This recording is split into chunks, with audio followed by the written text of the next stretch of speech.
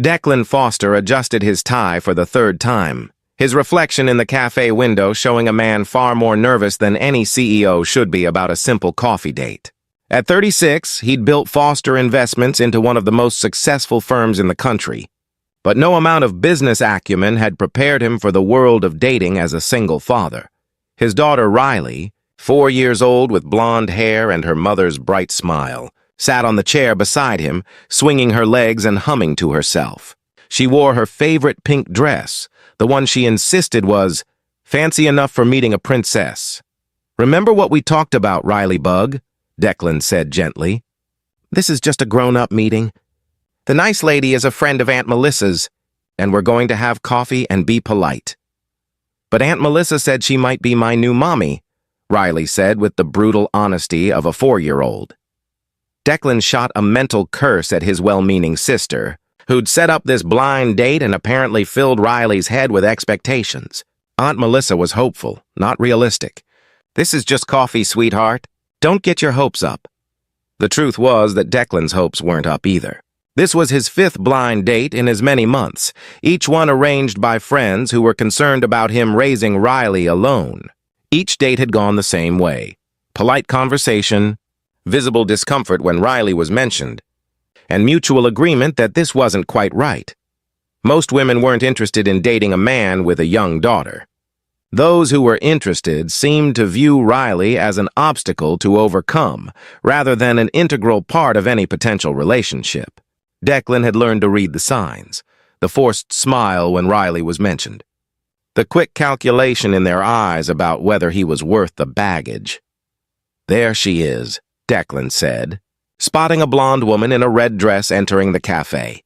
His sister had shown him a photo. Claire Hammond, 29, worked in nonprofit management, loved reading and hiking. Pretty, accomplished, and theoretically open to dating someone with a child. Claire spotted them and approached with a warm smile that seemed genuine. "Declan, I'm Claire." "And you must be Riley. Your Aunt Melissa told me so much about you." Riley studied Claire with the serious intensity children use when sizing up adults. "You're very pretty," she announced. "Like a princess." "Thank you," Claire said, her smile widening. "And you look like a princess yourself in that beautiful dress." So far, so good, Declan thought. At least she was making an effort with Riley. They settled into their table, and a server brought coffee for the adults and hot chocolate with extra marshmallows for Riley. The conversation started well enough. Claire was easy to talk to, asking intelligent questions about Declan's work, while also engaging Riley in discussions about her favorite cartoons and toys. But Declan could see the strain starting to show. Claire's attention was divided, her answers becoming shorter when Riley interrupted with questions.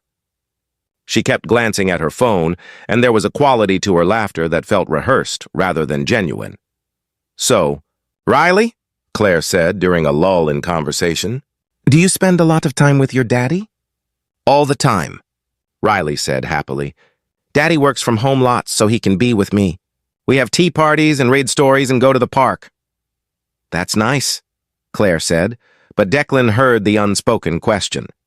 How would dating work if he was always with his daughter? The conversation limped along for another 20 minutes. Declan was about to suggest they wrap things up when Riley suddenly climbed down from her chair and walked around to Claire's side of the table. "Miss Claire," Riley said, looking up at her with those big, earnest eyes that could melt Declan's heart in seconds. "Are you my new mommy?" The silence that followed was deafening. Claire's face went through a series of expressions: surprise, panic, discomfort. She looked at Declan as if he'd orchestrated this moment, which he absolutely hadn't. "Riley, sweetheart." "We talked about this," Declan said gently, his heart breaking for his daughter. "But Aunt Melissa said you were looking for a mommy for me," Riley said, her voice small and confused. "I need a mommy. All my friends have mommies. Why can't I have one?" Claire looked like she wanted to disappear through the floor. "Riley, honey, it's not that simple. Don't you like me?" Riley asked, and her eyes were starting to fill with tears. "I can be really good. I'll clean my room and eat my vegetables, and I won't cry even when I'm sad. Please, can you be my mommy?" Declan reached for his daughter, but Riley had already taken Claire's hand, holding it with desperate hope. And that's when everything fell apart. Riley, Claire gently extracted her hand, her face a mask of pity and discomfort. I'm very sorry, but I can't be your mommy. You're a sweet girl, but this isn't... I'm not ready for... She looked at Declan. I'm sorry, but this isn't going to work. I didn't realize she'd be so attached to the idea. Claire stood, grabbing her purse. I should go. I'm sorry, Declan. Riley, you're a lovely child, but I'm just not... She didn't finish the sentence, just turned and walked out of the cafe. Riley watched her go, then turned to her father with tears streaming down her face. What did I do wrong, Daddy? Why doesn't anybody want to be my mommy? Declan pulled his daughter into his arms, his own eyes stinging with tears. You didn't do anything wrong, Riley Bug. You're perfect exactly as you are. Then why doesn't anybody stay? Riley sobbed into his shoulder. Why doesn't anybody want us? Declan had no answer. He just held his daughter while she cried in the middle of the cafe, feeling like the worst father in the world for putting her through this. They were still sitting there 15 minutes later, Riley's sobs having subsided into hiccups, when someone approached their table. Excuse me? A soft voice said. I'm so sorry to intrude, but I was sitting at the next table and I couldn't help but overhear. Declan looked up to find a young woman with auburn hair and kind eyes standing beside them. She wore jeans and a simple sweater and held a worn paperback book. I really don't mean to be nosy, she continued, but I think you might need this more than I do right now. She held out the book, a children's story called The Family We Choose. What is it? Riley asked, her voice still thick with tears. It's about a little penguin who's looking for a family, the woman explained, kneeling down to Riley's level. She keeps trying to fit in with different groups, the seals, the polar bears, the Arctic foxes. But none of them feel quite right. Then one day, she realizes that family isn't about matching or fitting perfect patterns. It's about finding the people who love you for exactly who you are. Riley took the book, her small fingers tracing the cover. Does the penguin find a family? She does, the woman said with a gentle smile. Not the family she thought she was looking for, but the one she needed. Sometimes the best things in life surprise us. Thank you, Declan said, his voice rough. That's very kind of you. The woman stood and met his eyes, and there was something in her gaze that spoke of understanding rather than pity. I've been where you are, she said quietly. Not exactly, but close enough. It gets better, I promise. Were you in line for coffee? Declan found himself asking. Can I buy you a cup to thank you? I already have mine, she said, gesturing to her table where a half-full mug sat beside her laptop. But thank you. She started to leave, but Riley suddenly grabbed her hand. Wait, what's your name? I'm Haley, she said. Haley Morrison. Thank you for the book, Haley, Riley said with the solemn politeness of a child who'd been raised to mind her manners. Will you sit with us while Daddy reads it to me? Riley, I'm sure Haley is busy. Declan started. Actually, Haley said, glancing at her laptop, I'm just working on emails. I can spare 20 minutes for a story. So Haley Morrison joined them, pulling up a chair, and Declan read the story of the little penguin who learned that family comes in all shapes and sizes. Riley sat on his lap, occasionally reaching out to touch the illustrations, and Haley listened as attentively as if she'd never heard the story before. When the book ended, Riley looked at Haley thoughtfully. The penguin found a walrus family that loved her. Do you think I'll find a family like that? You already have a family, Haley said gently. You have your daddy, and from what I've heard, an Aunt Melissa who cares about you very much. But not a mommy, Riley said, her voice small. No, not right now, Haley agreed. But maybe someday you'll find someone who chooses to love you, not because they have to, but because they want to. That kind of love is pretty special. They talked for another 30 minutes. Haley asked Riley about her favorite things, listened with genuine interest, and treated her like a person rather than an inconvenience. Declan found himself relaxing, actually enjoying conversation with a woman for the first time in months. I should really get back to work, Haley said eventually, but it was lovely meeting you both. Haley, Declan said before she could leave, would you like to have coffee sometime? Real coffee, I mean. Not just a spontaneous story session. Haley looked at him with those kind, understanding eyes. Is this because you're looking for a mother for Riley, or because you actually want to get to know me? The honesty of the question caught Declan off guard. I don't know, he admitted. Maybe both? But mostly because in 30 minutes you've treated my daughter with more genuine warmth than anyone else I've met in months. And because you gave her a book about family instead of walking away from her pain. I'll tell you what, Haley said. I'll give you my number. But before you call, I need you to think about what you actually want. Not what your sister wants, not what you think Riley needs, but what you want. Because I've dated men who were looking for a mother for their kids and it never ends well. If you want to get to know me as a person, call me. If you're just looking to fill a role, please don't. She handed him a business card, Haley Morrison, social worker, and left. That night, Declan put Riley to bed and then sat alone with Haley's card. What did he want? He'd been so focused on finding a mother for Riley that he'd forgotten to think about what he needed as a person, not just as a father. He thought about his late wife, Rebecca, who died in a car accident when Riley was 6 months old. The grief had been overwhelming, but he'd pushed through it for Riley's sake. He'd been a good father, present and loving, but he'd stopped being Declan, the person. He'd become Declan, Riley's father, and that was his only identity. 3 days later, he called Haley. I've been thinking about what you said, Declan told her. You were right. I've been looking for a mother for Riley, not a partner for myself. And that's not fair to anyone, especially not Riley.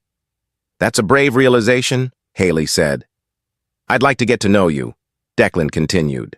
Not as a potential stepmother, but as Haley, the woman who gave a crying child a book and stayed to hear a story. The person who saw through my desperation to the actual problem underneath. I'd like that too, Haley said. But I have conditions. Which are? No more blind dates with Riley present. She's been hurt enough. If we're going to explore this, we do it slowly. We get to know each other as adults first. Riley doesn't meet me again until we're both sure this is something real. That makes sense, Declan agreed. And you need to stop looking for a mother for Riley. She has a father who loves her. That's not nothing. She doesn't need you to force fit someone into a role. She needs you to be present and whole, not desperate and searching. You're absolutely right, Declan said, and meant it. They dated for 6 months before Haley met Riley again. By then, Declan had done the work Haley suggested. Therapy to process his grief. Time to rediscover who he was beyond being Riley's father. Honest conversations about what he wanted from a relationship. When Haley finally came to dinner at their house, Riley didn't recognize her at first. Then memory clicked and she lit up. You're the book lady. You gave me the penguin story. I am, Haley said with a warm smile. Your dad and I have been getting to know each other, and I wanted to see you again. Are you Daddy's girlfriend? Riley asked with typical childhood bluntness. I am, Haley confirmed. Is that okay with you? Riley thought about this seriously. Are you going to leave like the other ladies? I can't promise I'll never leave, Haley said honestly, kneeling down to Riley's level. Life is complicated and nobody can see the future. But I can promise that if I'm here because I want to be. Not because I'm trying to be your mother, but because I care about you and your daddy. Do you want to be my mommy? Riley asked. Someday, maybe, Haley said. But right now I'm just Haley, your dad's girlfriend who likes spending time with both of you. Is that enough? Riley considered this, then nodded. Yeah, that's enough. Want to see my room? A year later, Haley moved in. 2 years after that, she and Declan married in a small ceremony, where Riley served as flower girl and read a passage from The Family We Choose during the vows. At the reception, Riley asked Haley, Can I call you Mom now? You can call me whatever feels right to you, Haley said. Mom Haley, how like your dad does. I'll answer to anything as long as it comes from you. I think, Mom Haley, Riley decided, because you're my mom. But you're still Haley, too. That's perfect, Haley said, pulling her stepdaughter into a hug. Years later, when Riley was a teenager, she asked her father about that day in the cafe when she'd asked a stranger to be her mother. I was so embarrassed for years, Riley admitted. I thought I'd ruined everything. You didn't ruin anything, Declan assured her. You reminded me that desperation isn't the same as love, that I needed to stop trying to force pieces to fit and start building something real. But what if Haley hadn't been there? What if she hadn't given me that book? Then eventually, I would have figured it out another way, Declan said. But I'm grateful it was Haley. She showed both of us that family isn't about filling roles or meeting expectations. It's about people choosing each other over and over, because the choice feels right. Because that's what Declan learned in that cafe, from a woman who interrupted a stranger's crisis with a children's book and a gentle lesson about chosen family. That love isn't about rescue or filling voids, but about two whole people deciding to build something together. Riley's desperate question had been heartbreaking, but it led them to an answer neither had expected. That sometimes the best family is the one we choose not out of desperation, but out of genuine connection, patience, and the courage to let relationships grow at their own pace rather than forcing them into prescribed shapes.